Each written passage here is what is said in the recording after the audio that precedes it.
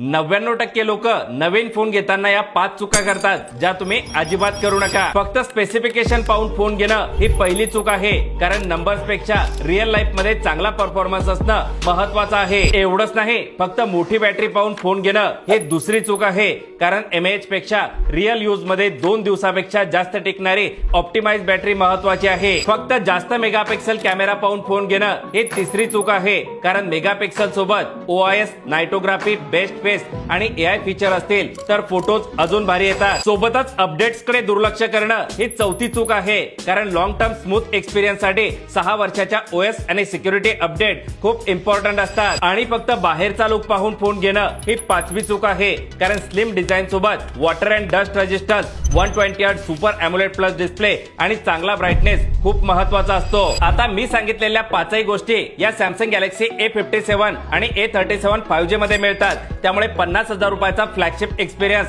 फक्त 54 रुपये per day मध्ये घ्यायचा असेल तर गॅलेक्सी A सिरीज एकदम बेस्ट ऑप्शन आहे।